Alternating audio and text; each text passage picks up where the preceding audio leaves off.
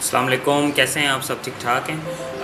आज का जो हमारा टॉपिक है वही हम लास्ट जो हमने टॉपिक पढ़ा था वो था हमारा इंसर्ट ऑप्शन। उसी से हम आगे चले जाते हैं। हमारे पास आज का जो टॉपिक होगा वो पिक्चर ऑप्शन पर होगा। हम वही सेम तरीका विंडो किया मैं विनवर्ड ओपन किया। जैसे ही मैंने विनवर्ड ओपन किया, विनवर्ड ओपन करने के बाद वही सेम चीज़ें हैं। उम्मीद करता हूँ आप लोगों को टेबल में कोई इशू नहीं हुआ होगा, और अगर आपको टेबल के अंदर किसी भी तरह का इशू है तो आप हमारे पास उसमें टेक्स्ट क्लासरूम्स के अंदर लीव कर सकते हैं, ताकि कोई भी इश्यूज़ हों तो मैं उस पर आपको जो है वो दोबारा रिपीट अप करवा सकूं। या अगर कोई ऐसी चीज़ है जो आप मिस हो गई है, आपको समझ नहीं आई प्रॉपर्ली, तो आप चाहें तो हमारे चैनल पे भी कमेंट करके उस चीज़ को दोबारा रिव्यू आप मुझसे ले सकते हैं। इंसर्ट ऑप्शन में हमारे पास टेबल खुल विनवर्ड का ओपन हो गया डॉक्यूमेंट। इंसर्ट ऑप्शन में चले जाते हैं। आज का जो हमारा टॉपिक है वो है पिक्चर ऑप्शन। पिक्चर ऑप्शंस पे मैंने जैसे ही क्लिक किया, रैंडमली मैं कहीं से भी कोई सिस्टम में से पिक्चर ले लेता हूँ। फॉर सपोज मेरे पास नहीं है, मेरे पास यही एक पिक्चर है जिसे मैं लेना चाहता हूँ। मैंने इंसर्ट किया, इस पिक्चर पे क्लिक करने के बाद जैसे ही मैंने लिया, मेरे पास फॉर्मेट ऑप्शन खुला। फॉर्मेट ऑप्शन के अंदर बैकग्राउंड से पहले हम थोड़ी कोई ऐसी पिक्चर ले लेते हैं जिसके अंदर थोड़ा टेक्स्ट हो, तो मैं दोबारा इंसर्ट ऑप्शन में चले जाता हूँ। पिक्चर ऑप्शन में, हाँ ये थोड़ा है जिस पिक्चर के अंदर हमारे पास टेक्स्ट है, मैंने इसे इंसर्ट किया। जैसे ही मैंने इंसर्ट किया, पीछे लिखा हुआ आ रहा है फॉर्मेट ऑप्शन के अंदर फर्स्ट ऑप्शन है रिमूव बैकग्राउंड। रिमूव बैकग्राउंड मतलब मैं पीछे का बैकग्राउंड चेंज करना चाहता हूँ, तो इसका सिंपल सा एक ऑप्शन है मार्क एरियाज़ टू कीप। तो मतलब आप उस पर क्लिक करते जाएंगे जो चीज़ आप रखना चाहते हैं। Remove areas to mark areas to remove, तो मैं जो एरिया रिमूव करना चाहता हूँ, जैसे ये है, ये है, ये है, जो जब मैं क्लिक करूँगा तो तब मैं उस चीज़ को चूज़ कर सकता हूँ।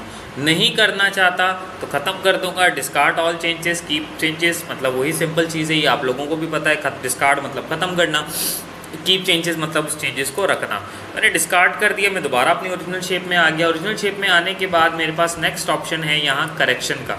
करेक्शन के अंदर मेरे पास थीम्स हैं। जैसे हम आम लफ्ज़ों में, जैसे हम लोग 2003 वर्जन पढ़ते थे, यहाँ हमारे पास 2007 वर्जन होता था, तो उसके अंदर यहाँ हमारे पास होता था थीम्स। तो ये है सिंपली एक थीम्स। मैंने कहा मैं थीम्स जो है वो रखना चाहता हूँ, तो मैंने ये थीम्स हैं, मेरे पास इफ़ेक्ट्स हैं, मैं जो लेना चाहूँ, मुझे ये इफ़ेक्ट अच्छा लगा, मैंने ले लिया। मैं नहीं करना चाहता, मैं दोबारा कंट्रोल Z कर दूँगा, अपनी ओरिजिनल पोजीशन पर आ जाऊँगा। रिसेंटली जैसे आप लोगों को हमारे पास मैंने कुछ दिन पहले आप लोगों को कॉमन शॉर्टकट कीज़ दी थी विनवर्ड की, उसके अंदर हमारे पास कंट्रोल Z की की अवेलेबल थी। उसके अंदर और भी हैं जो फर्दर हम आगे पढ़ते पढ़ते उनको यूज़ करते जाएंगे, ताकि आप प्रैक्टिकली भी उन चीज़ों को थोड़ा लुक आफ्टर कर सकें।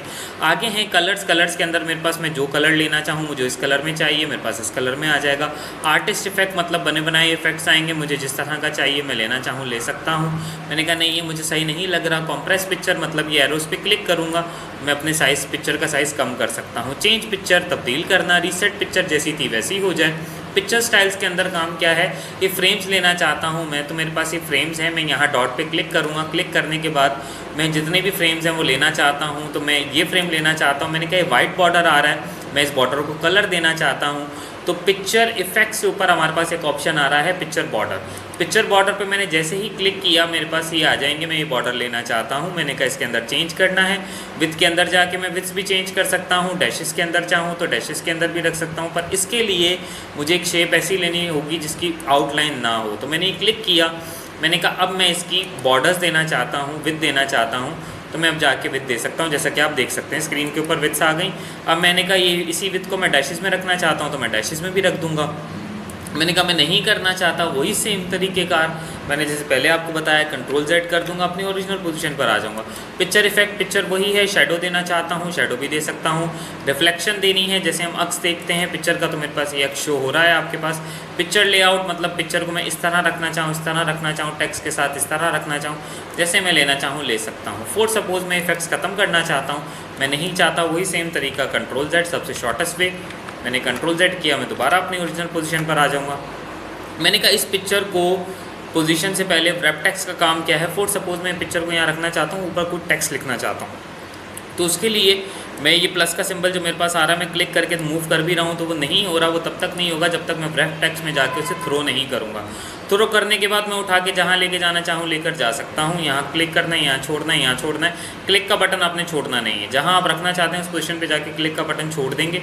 फॉर सपोज मैं कोई टेक्स्ट लिखना चाहता हूँ, विनवर्ड की एक रैंडम की है =RAND bracket start, bracket close, enter. अब ये मेरे पास टेक्स्ट आया पर ये चारों तरफ आ गया।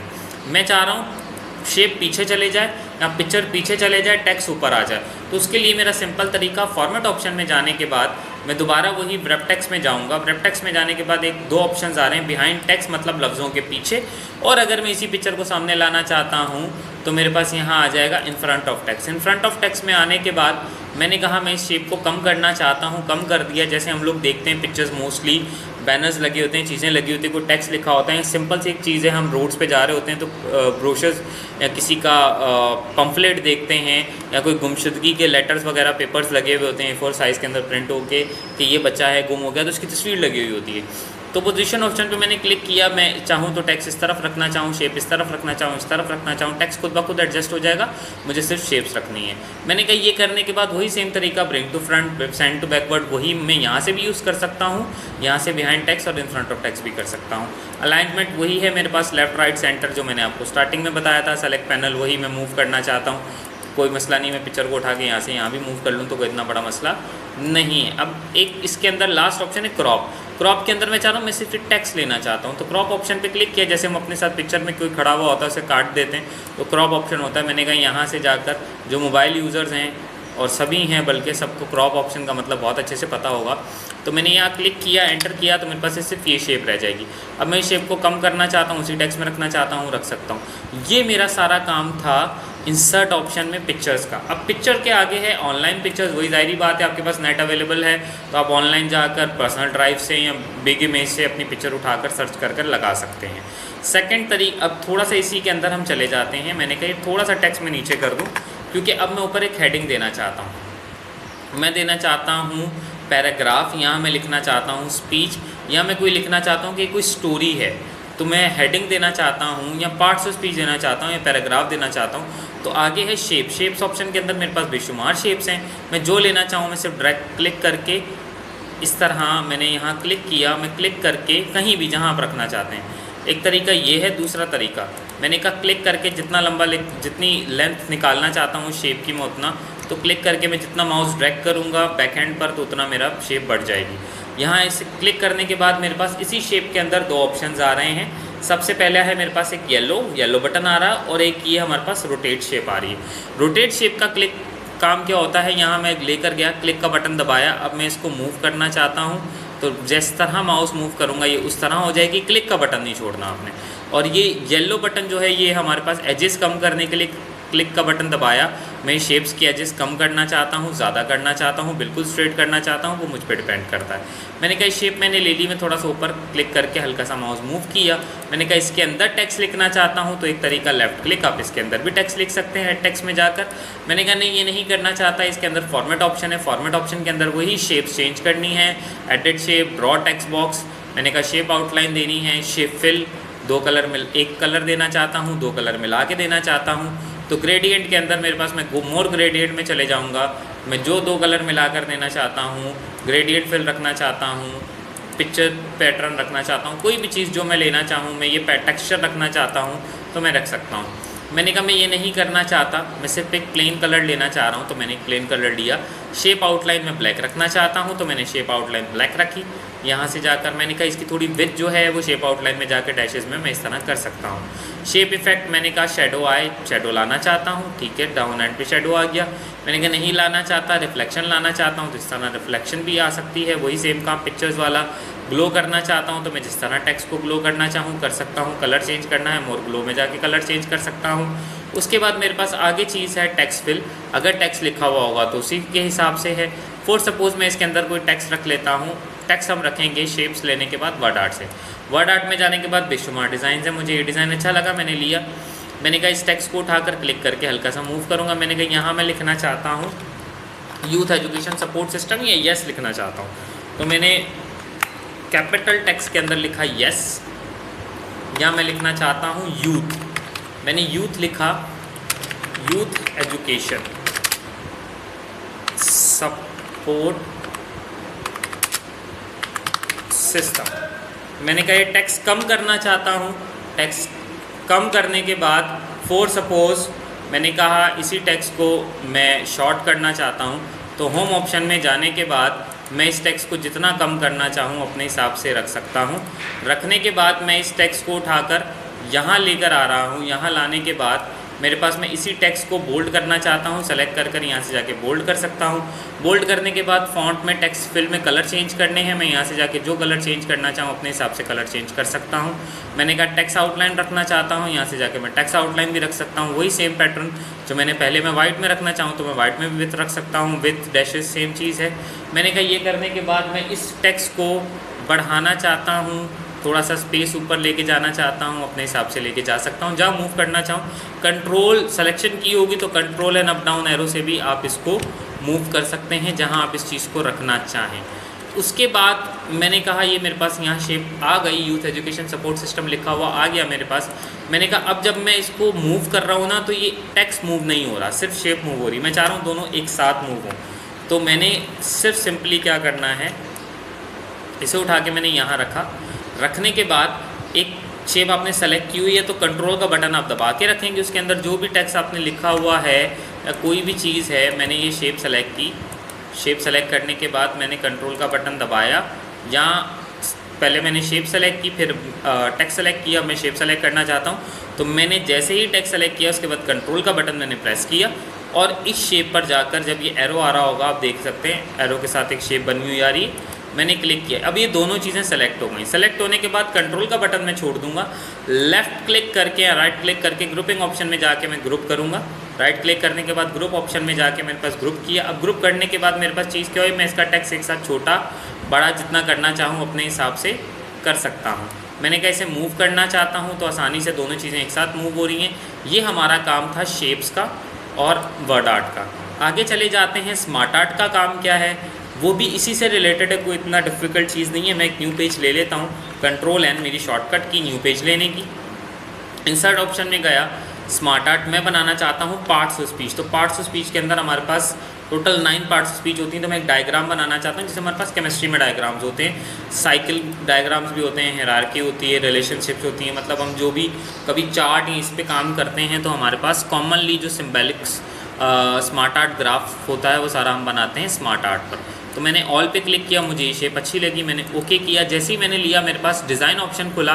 डिज़ाइन ऑप्शन के अंदर फॉर सपोज मैंने कहा यहाँ मैं लिखना चाहता हूँ नाउन, तो मैंने एन लगाया। प्रोनाउन, वर्ब,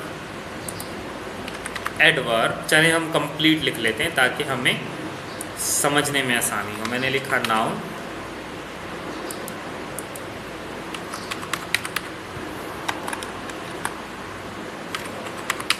प्रोनाउन,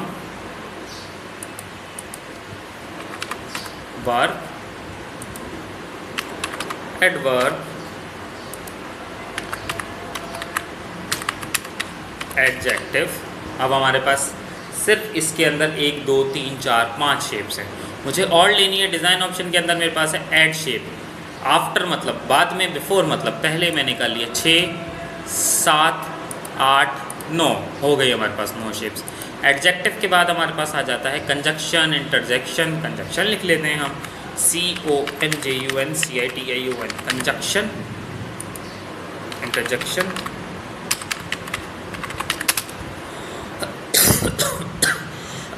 इंटरजेक्शन भी होता है, इंटरजेक्शन भी होता है, प्रीपोजिशन,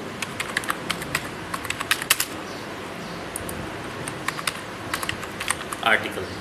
अभी जब 9 शेप्स मैंने ले ली, मैंने कहीं शेप को कलर देना चाहता हूँ तो शेप एक है चेंज कलर, थीम चेंज होंगी जैसे मैं लेना चाहूँ।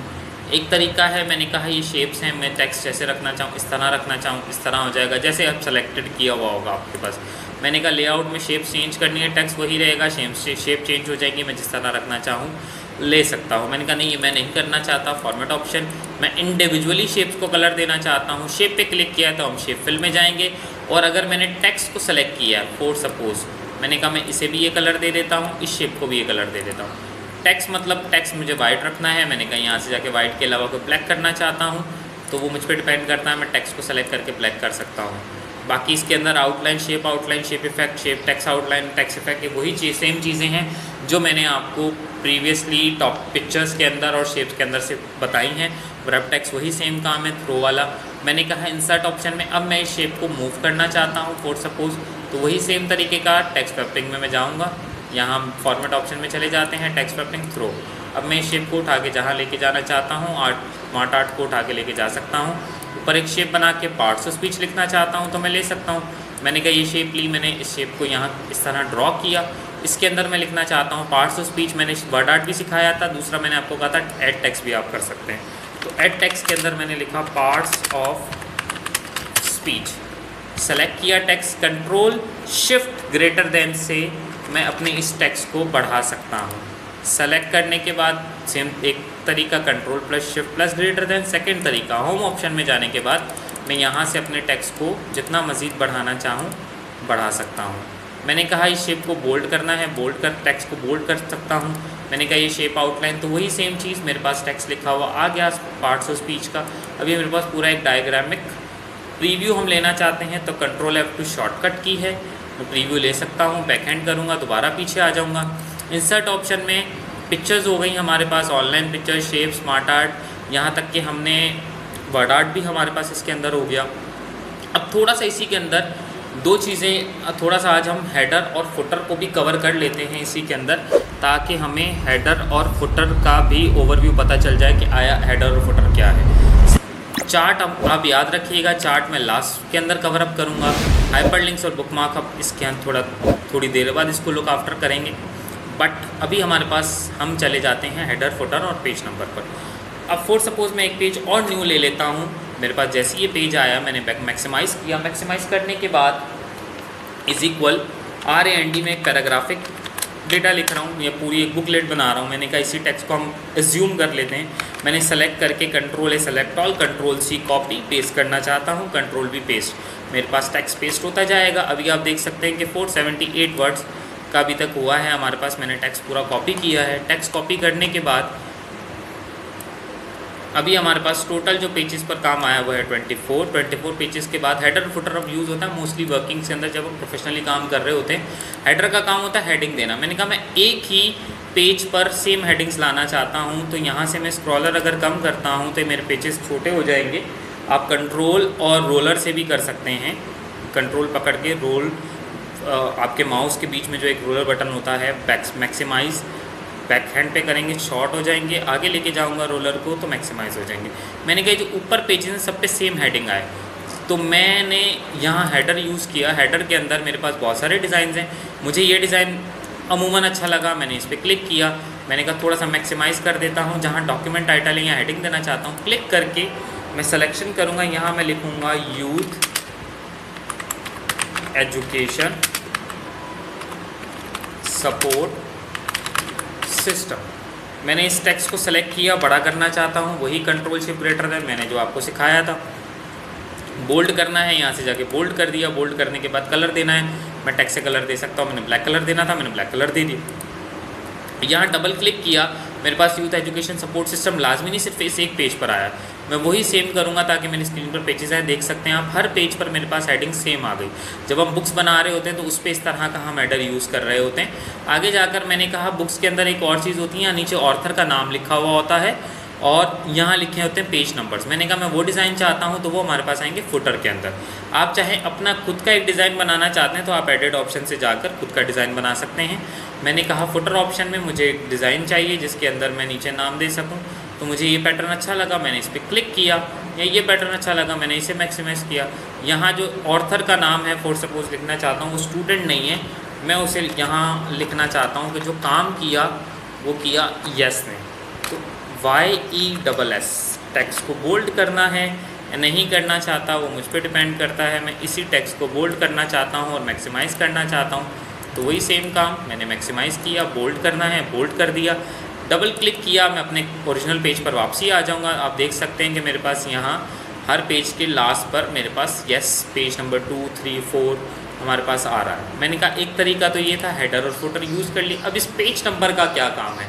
फॉर सपोज़ कभी मैं हेडर और फुटर यूज़ नहीं कर रहा, पर पेज नंबर के अंदर है टॉप ऑफ पेज, पेज के ऊपर नंबर्स आएंगे, पैटर्न्स हैं किस डायरेक्शन में चाहिए। बॉटम ऑफ पेज, पेज के नीचे, पेज मार्जिन मतलब पेज के साइड्स पर, और करंट पोजीशन मतलब जो भी जैसे आप लेना चाहते हैं। फॉर्मेट पेज नंबर ख़त्म करना है। For suppose remove page number चीज़ को ख़त्म करना चाहता हूँ। फॉर्मेट मतलब मैं कैसा डिज़ाइन चाह रहा हूँ। मैंने कहा फॉर सपोज मैं चाह रहा हूँ कि पेज मार्जिन मेरे पास इस तरफ एक्सेंट बार राइट यूज़ कर रहा हूँ ताकि मेरे पास टॉप पे पेज नंबर आ जाए। अब मैं टेक्स्ट नहीं लिख पा रहा तो वही सेम तरीका, क्लोज करके भी आ सकता हूँ। सेकंड तरीका है डबल क्लिक करूँगा, मैं इसके अंदर आ जाऊँगा, मैं अपना काम कर सकता हूँ। खाली लाजमी नहीं है कि सिर्फ मैंने लिखा हुआ पेज है तो उस पर मेरे पास टेक्स्ट आ रहे हैं और हेडर आ रहा है। अगर मैं पेज को सिर्फ ब्लैंक क्लिक करके एंटर करके आगे लेकर जाऊँगा तब भी मेरे पास पेज नंबर और ये सारी चीज़ें आ रही होंगी। तो ये सारा काम है हमारे पास इंसर्ट ऑप्शन के अंदर हेडर, फुटर और पेज नंबर का। अब थोड़ा सा इसी के अंदर एक चीज़ कर लेते हैं कि मैं आपको थोड़ा सा इसके अंदर टेक्स्ट बॉक्स का काम बता देता हूँ। कोई ऐसी चीज़ है मुझे एंड में पेज रह गया, मैं टेक्स्ट बॉक्स रख के शेप के अंदर कुछ लिखना चाहता हूँ, या मोस्टली हम सीवी बना रहे हैं 2 पैटर्न्स पर, यहाँ भी टेक्स्ट लिखना और यहाँ भी लिखना है, मुझे डिफ़िकल्टीज़ हो रही है तो मैं दोनों तरफ टेक्स्ट बॉक्स रख कर काम कर सकता हूँ, मैं जो भी काम करना चाहता हूँ। ये आउटलाइन मुझे नहीं चाहिए क्योंकि प्रिंट में आएगी, तो मैं शेप आउटलाइन में जाके से जब नो आउटलाइन कर दूंगा तो मैं टेक्स्ट लिखा हुआ ज़रूर नज़र आएगा, शेप आउटलाइन नज़र नहीं आएगी। ये मेरा काम था टेक्स्ट बॉक्स का। क्विक पार्ट्स वही सेम काम, ऑटो टेक्स्ट लेना चाहता हूँ, फील्ड्स रखना चाहता हूँ, डॉक्यूमेंट्री कमेंट्स देना चाहता हूँ, हमारा इतना मामूली यूज़ में नहीं आता। ड्रॉप कैप का काम क्या है? फॉर सपोज जैसे मैंने अभी ये लेटर्स बनाया, मैं पहला टेक्स्ट बहुत बड़ा कैपिटल रखना चाहता हूँ जैसे न्यूज़पेपर में होता है, तो ड्रॉप कैप पे क्लिक किया, यहाँ इस तरह टेक्स्ट रखना चाहूँ, ऐसे टेक्स्ट रखना चाहूँ, जैसे रखना चाहूँ रख सकता हूँ। इस टेक्स्ट को थोड़ा सा मैक्सिमाइज़ करना है तो खींच कर मैं मैक्सिमाइज़ भी कर सकता हूँ। मैं ये डेटा जो मैंने लिखा हुआ है इसको न्यूज़पेपर में 3 कॉलम्स के अंदर तोड़ना चाहता हूँ, तो सिलेक्शन करेंगे कंट्रोल ए, हम जाएंगे डिज़ाइन ऑप्शन, क्रॉस करने के बाद आगे लेआउट ऑप्शन। लेआउट ऑप्शन के अंदर मेरे पास है कॉलम्स, मैंने कहा इसे 2 कॉलम में तोड़ना है, 2 कॉलम में आ गया, 3 कॉलम में तोड़ना है, 3 कॉलम में आ गया, 1 कॉलम रखना चाहता हूँ मैं 1 कॉलम रख सकता हूँ। ये था हमारा काम कॉलम्स का। आगे जाकर हमारे पास इसी के अंदर है सिग्नेचर लाइन। फॉर सपोज मैं सिग्नेचर कॉलम बनाना चाहता हूँ नीचे, मैं इस जगह पर चाह रहा हूँ, page number for suppose last में यहाँ, तो मैं सिग्नेचर लाइन पे क्लिक करूँगा। मैं जो भी सिग्नेचर बनाना चाहता हूँ एक उसका नाम दूंगा, अपना सिग्नेचर रखना चाहता हूँ, टाइटल रखना चाहता हूँ, CEO मैनेजर, जो भी मैं चीज़ रखना चाहूँ।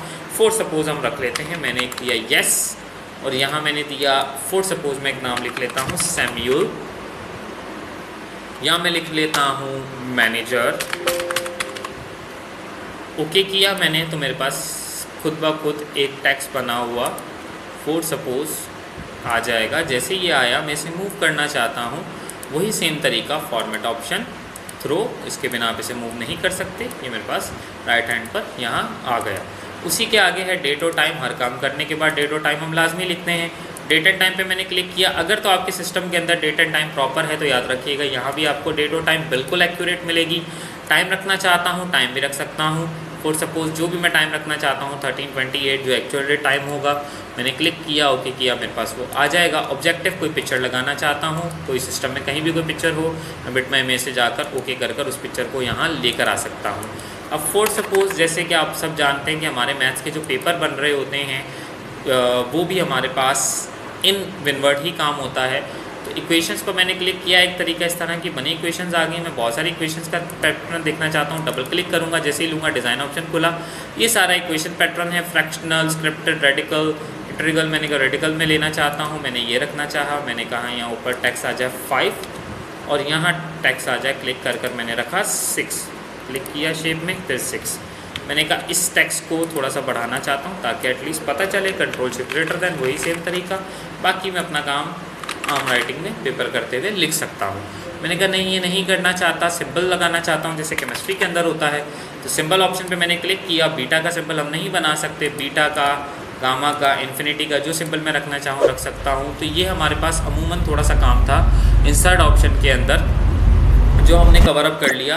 कवर पेज और ब्लैंक पेज और पेज ब्रेक का थोड़ा सा मैं काम आपको बताना है मुझे। हाइपरलिंक, बुकमार्क, क्रॉस रेफरेंस और चार्ट, ये भी हम कवर करेंगे पर आगे जाकर।